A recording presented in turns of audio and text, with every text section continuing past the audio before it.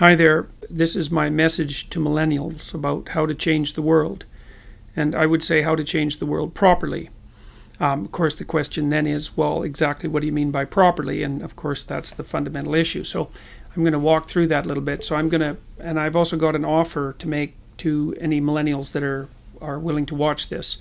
So this was triggered in part by something I read recently by Jonathan Haidt. And Jonathan Haidt is the professor of ethical leadership at the NYU Stern School of Business. And he's been a very astute commentator recently on some of the political battles that have been going on in the social sciences, noting, for example, that there is very little political diversity in the views of social scientists and perhaps even less on the part of the people in the humanities.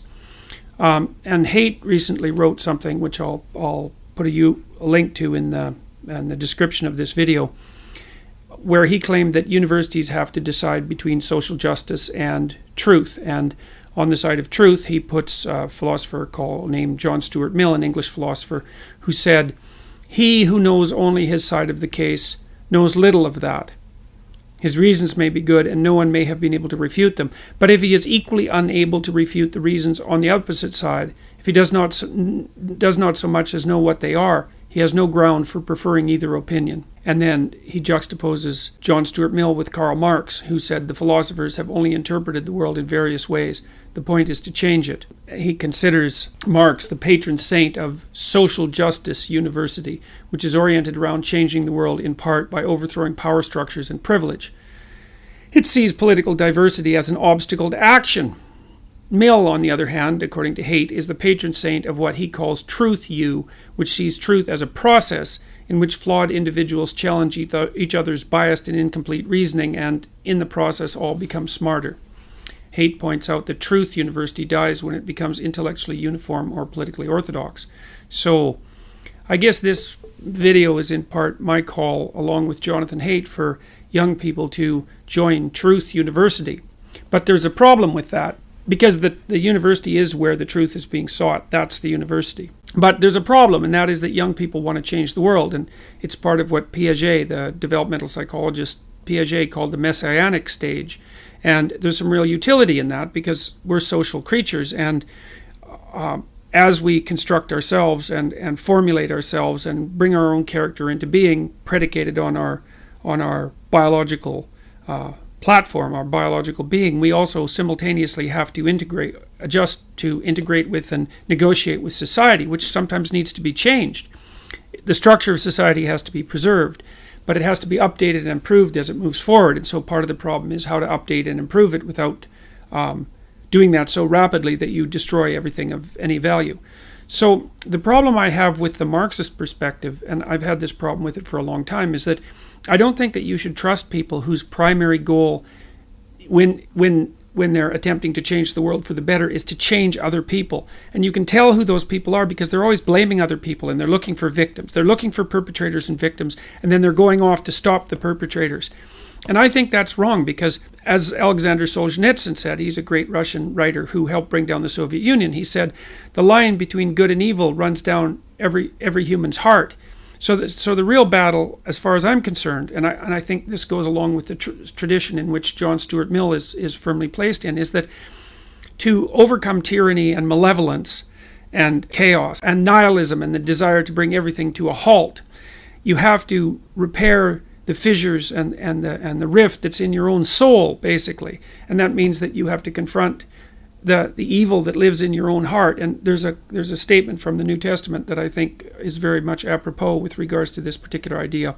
And this is part of the Sermon on the Mount, which is a central text in the Western tradition. I would say obviously central to Christianity, but central to everything that Western civilization has built.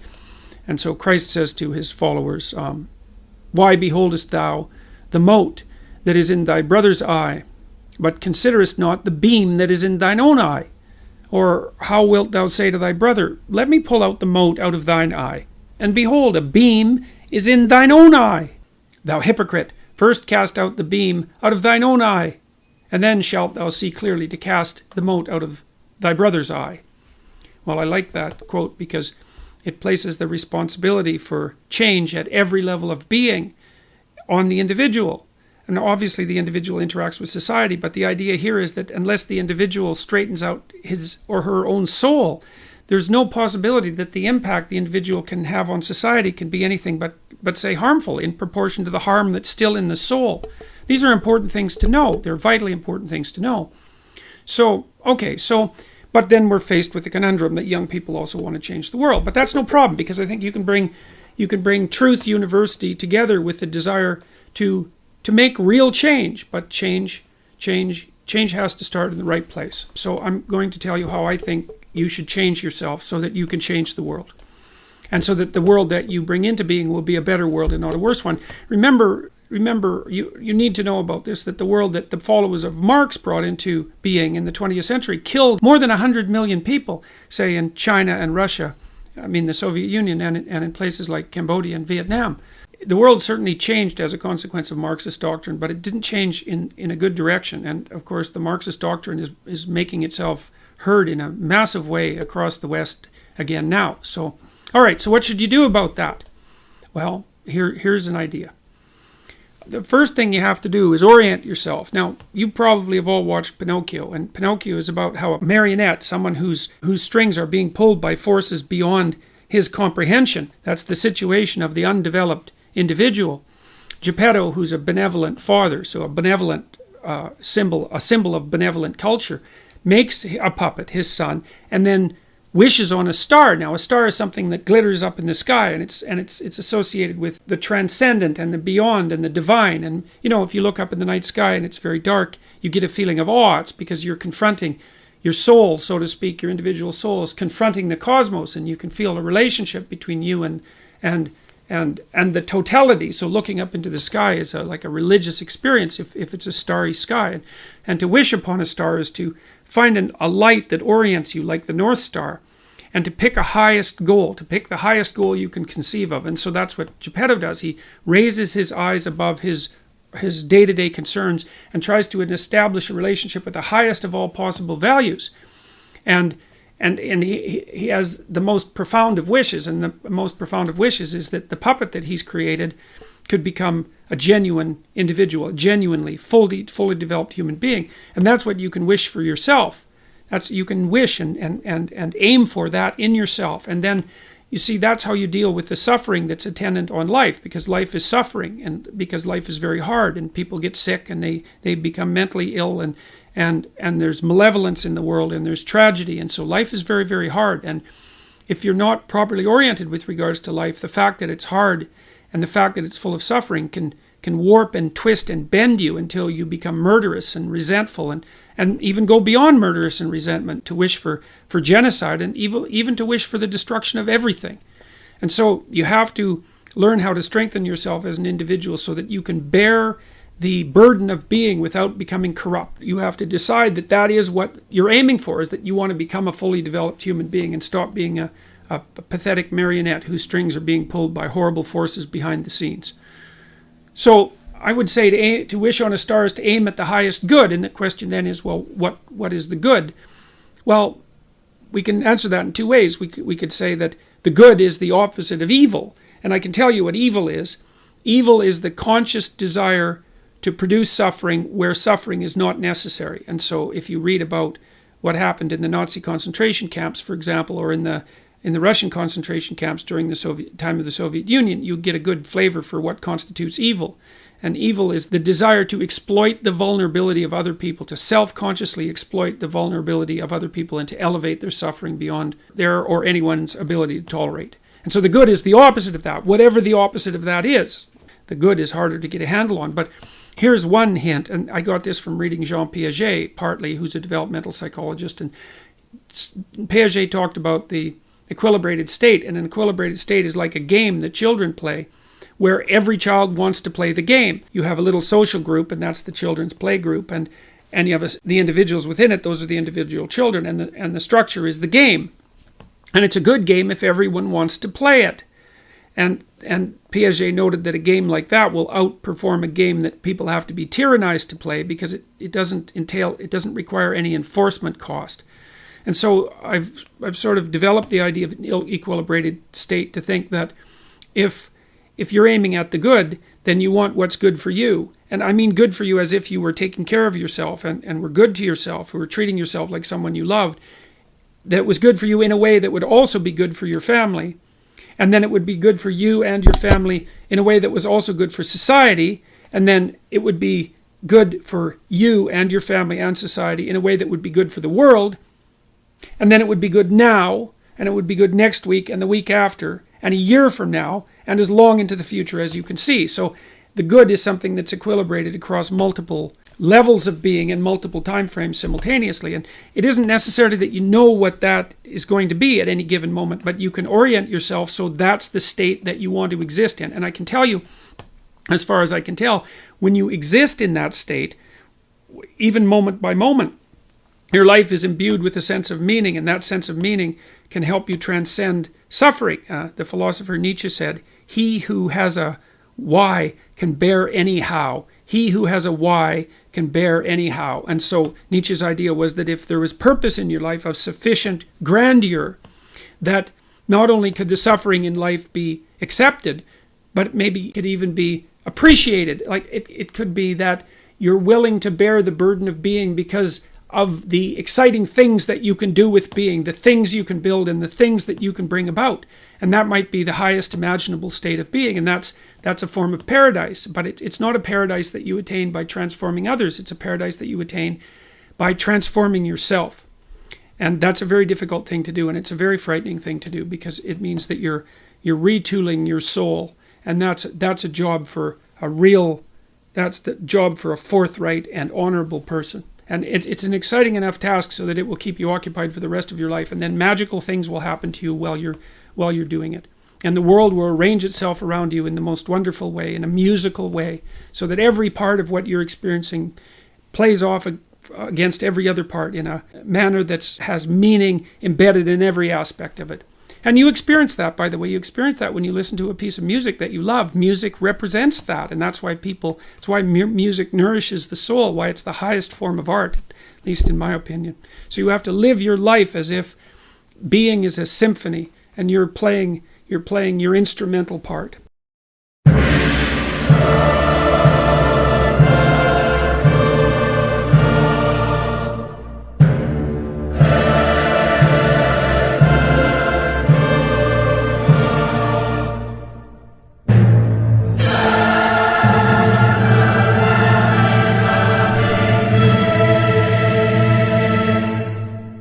Once you orient yourself, then you have an obligation, I would say, an obligation to the development of your soul to speak the truth.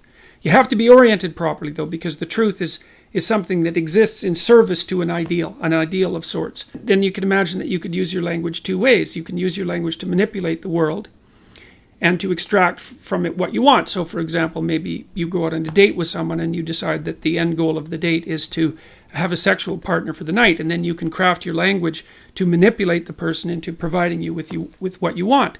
And that's like an instrumental use of language. But the problem with that, there's many problems with that, but one of them is that what if your idea about what you should want is wrong? Like maybe that's not the way to treat someone that you're on a date out on a date with. Maybe you're minimizing and reducing the interactions between you from what could be a healthy and elevated state of interaction and discourse to something that's basically the pursuit of impulsive pleasure. And maybe that's not good for you next week and the week after and a month down the road. Maybe orienting yourself towards impulsive pleasure is a very bad idea. Remember what happens in Pinocchio. Pinocchio goes to Pleasure Island, and Pleasure Island is a place where impulsive pleasures can be had at a moment's notice. But what Pinocchio discovers, along with Jiminy Cricket, that Pleasure Island is run by masked totalitarians. They're all dressed in black, you remember, and they're turning the children and adolescents who are on Pleasure Island, they're depriving them of their voice, turning them into braying jackasses and preparing to sell them as slaves to the salt mines. And so there's an implication in that story that the pursuit of impulsive pleasure is one route to totalitarianism and slavery, and I believe that. So perhaps orienting your language towards the gathering of impulsive pleasure is a misuse of your highest gift, the gift of logos, the gift of communication. The alternative is to orient yourself towards the highest good, as we already described, and then speak the truth. And you can tell when you're doing that, because Or you can tell when you're not doing that, because if you're not telling the truth, if you're using someone else's words, you're being manipulated in a sense by forces that are behind the scenes. You're not using your own words. You're the puppet of an ideology or another thinker or your own impulsive desires. And you can tell when you're speaking like that because it makes you feel weak. It makes you feel weak and ashamed. And you can localize that feeling physiologically. If you listen to yourself talk, you can tell when you're speaking properly, you will experience a feeling of integration and strength. And when you're speaking in a deceitful or manipulative manner, you'll feel that you're starting to come apart at the seams. And what you need to do is practice only saying things that make you feel stronger. And that'll mean, to begin with, that you'll notice that almost everything you say is a lie. It's either a lie or someone else's words. It's very hard to find your own words, but you don't actually exist until you have your own words. So then you try to teach yourself how to speak your own truth, and you listen to other people while you're doing that, because they can help you shape and correct your words. They'll react to them badly if you formulate your ideas badly, and if you listen and pay attention, then you can learn to formulate your words more and more clearly and accurately, and that makes you more and more powerful. It gives you more and more authority, which is the beneficial form of power. Okay, so you do that, and then you have to make a decision of faith, and that's basically, that you can either use your language to manipulate the world and make it do what you want, or you can use your language to try to articulate the truth as carefully as you possibly can, and then you can see what happens. You have to let go of your desire for the consequences that you want. You have to assume that if you speak the truth, the results are the best that is possible under the circumstances. And so it's an exciting way of living in some sense. It's like continually walking off a cliff, because you don't know what's going to happen next if all you do is say what you think. And maybe you're at work and you say what you think and you get fired and you think, oh my God, that's a terrible catastrophe. But maybe it's not, because maybe if you're working somewhere and you have to lie to maintain your job, maybe you shouldn't be there. Maybe it's deadening your soul and damaging you in some permanent manner and making you corrupt. And so you have to orient yourself. You have to speak the truth as carefully as you can. You have to listen to others so that you correct your speech. And then you have to allow the consequences that ensue to unfold as they will. That's the ultimate act of faith, I would say. And that's what you do if you belong to Truth University. All right, so more practically speaking, then you should educate yourself. And it's not that easy to do now, because you have to find people who can actually tell you mostly what to read and maybe also how to write, because writing is a way of formulating your thoughts ever more precisely. That's why you go to university, to learn how to write. If you know how to write, you can think. If you can think and speak and communicate in writing, you're unbelievably powerful in the authority manner, because arguments move the world forward. And if your arguments are tight and well constructed and lucid and well edited and carefully thought through, and you have 5 rationales for everything that you're doing, which is what happens if you learn to write properly, then you're like a force of nature, man. No one can take you down. And that's one of the things that people aren't taught about why you go get educated, especially in the humanities. Humanities education, if it's real, organizes your psyche, grounds you, puts you on a rock, and makes you a force to contend with. But you have to read the right people. And those are they're the great people of the past. In my list, they're the great men of the past, and that's just how it is. And so here's who I would recommend. I put reading lists up at jordanbpeterson.com. There's 2 of them. And the people that I recommend primarily they're books written by the following list of people: Fyodor Dostoevsky, Leo Tolstoy, who I think perhaps the greatest novelists the world has ever seen, Alexander Solzhenitsyn, another great Russian novelist. I don't know what it is about the Russians, but man, they produce writers that are incomparable. Alexander Solzhenitsyn wrote a book called The Gulag Archipelago, where he analyzed the Soviet prison camp system that arose after the Leninist revolution in the second decade of the 20th century.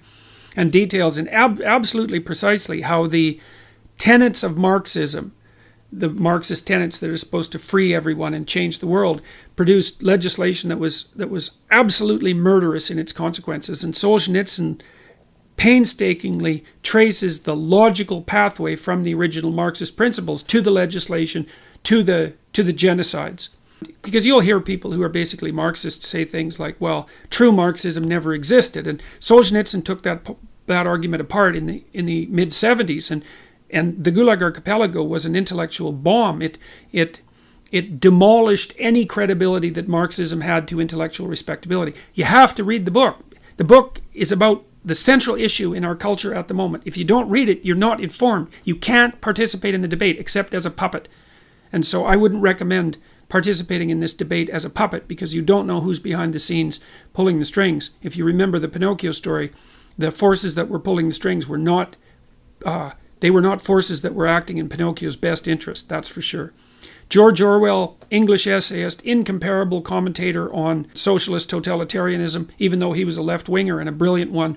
Aldous Huxley, who wrote Brave New World, had some very brilliant things to say about the potential demolition of sexual choice of sexual partner as a part of a dystopian future. Friedrich Nietzsche, a philosopher who described himself as someone who thought with a hammer. And Nietzsche is a very, very dangerous person and an absolutely brilliant writer. And Carl Jung, who was a student of Nietzsche, and Nietzsche was the philosopher who announced the death of God back in the late 1800s. And Jung spent his whole life attempting to revivify God. That's one way of thinking about it. And so if you educate yourself, and this is a really good place to start, if you read these authors, then you'll know what else to read. If you read these authors, it'll take you a good long time, and it will be very, very hard on you, and you won't be the same person when you come out, and that's very frightening. And because being torn down and rebuilt is no joke, but it beats the hell out of the alternative, which is just to stagnate and stay a stagnant infant, which is not something I recommend. There's nothing uglier than a stagnant 40-year-old infant. So that's equivalent, just so you know, to Pinocchio, back to the Pinocchio story, rescuing Geppetto from the underworld. Remember when he had kind of turned into a half jackass after being at Pleasure Island, where he was enticed, by the way, from a couple of people that was the fox and the cat, who attempted to entice himself into believing that he was a victim and needed a vacation. So Pinocchio was enticed onto Pleasure Island by two figures that played on his sense of victimization and neurosis and suffering to convince him that he didn't have to take any responsibility for his own existence, and he could just busy himself with impulsive pleasures, right? That's how he fell into the hands of the totalitarians on Pleasure Island. Anyways, Pinocchio, after he left Pleasure Island, had to go into the ocean twice, and the second time he went into the ocean, he was looking for his father. Well, everyone's father, from a mythological perspective, is dying in the underworld, in the chaos, because everyone inhabits a culture that's sick and old, so to speak. And it's sick and old because it was made by the dead.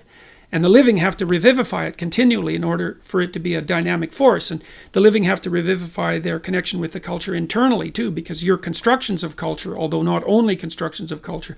And you have to understand history, because otherwise you can't understand yourself. You're a historical creature. And so you have to rescue your dead father from the belly of the beast, from the dragon. Because remember, the whale in Pinocchio is also a fire-breathing dragon.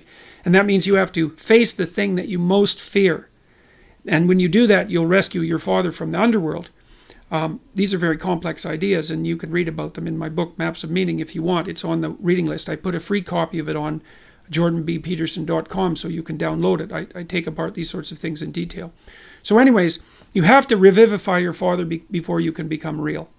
And that's part of the problem with the feminist and social justice warrior insistence on the existence of the patriarchy. It's like everyone's known since the beginning of time that culture is corrupt and tyrannical, but it's also protective and benevolent. Even the language you use is a product of culture. And so you don't overthrow the patriarchy, you revivify your culture. And you do that by adopting responsibility for your own being and then acting as a moral agent in the culture. That's what you do to become educated. So read these books. Read these books. They'll change your life. I guarantee it. They'll change your life. They'll take you apart. They'll devastate you. And then they'll rebuild you into something far greater than you are now. Aim for. So then, and here's something that will help you. My colleagues and I have developed a series of online writing programs called the Self-Authoring Suite. And they help people write about their past and organize that, and their present personality and organize and understand that. And then the future. And the Future Authoring Program asks you to write about 6 different dimensions of your life. So it asks you, first of all, to treat yourself as if you're someone that you want to help, and that someone that you love and take care of, and someone that you want to help. And then it asks you, well, if you could organize your life in the best possible manner, and in keeping with those principles we discussed earlier, what do you want? What do you want for your career? Like, what do you want? What would make your life meaningful? What do you want for your career? What do you want for your family and from your family? What do you want for an intimate relationship? How are you going to take care of your mental and physical health? How are you going to handle drug and alcohol use? It asks you a series of fundamental questions like that to get your mind moving. And then it asks you to write for 15 minutes about what your life could be like 3 to 5 years in the future, if it was laid out like you were laying out a life for someone you deeply cared about. And so you're asked to write for 15 minutes about that without worrying too much about the structure of the argument or any grammatical niceties. That's put off for later. So that gives you a little heaven to aim for, right? It's like, well, if I could have this, my life would be clearly worthwhile, even if I had to put up with a fair bit of suffering along the way. That's what you're trying to construct. And you could think about that as a heaven worth moving towards.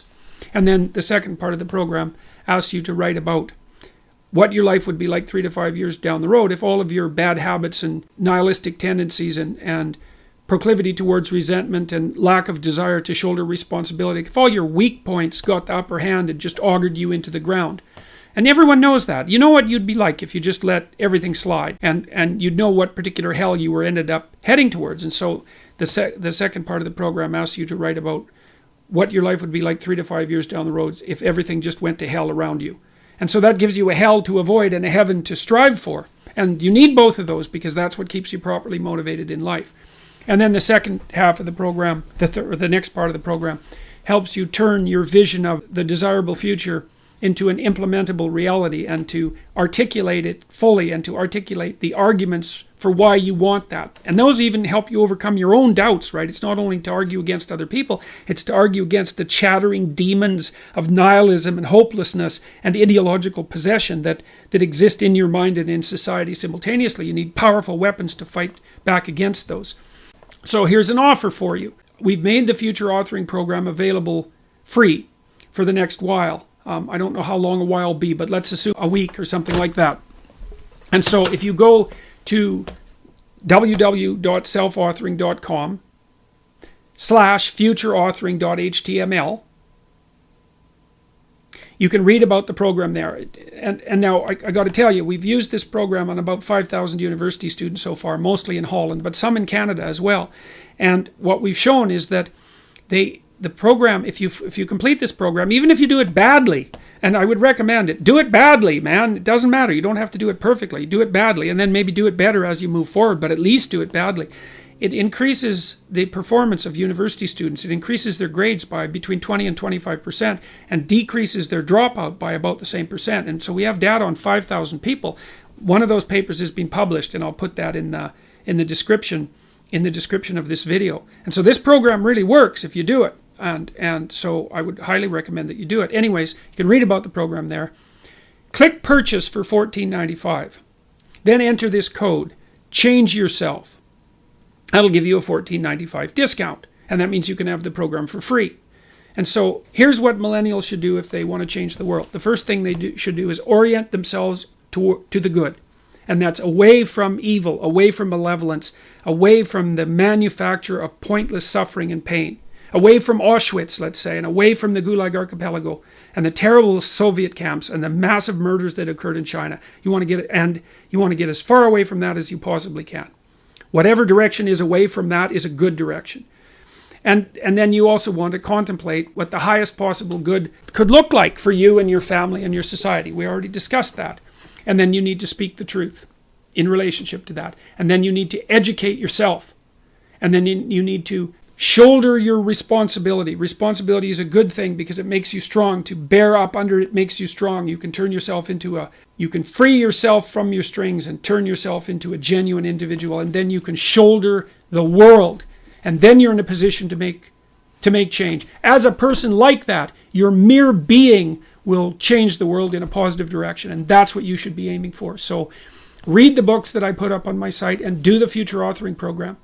And that will improve your life dramatically. And that's how you can change the world.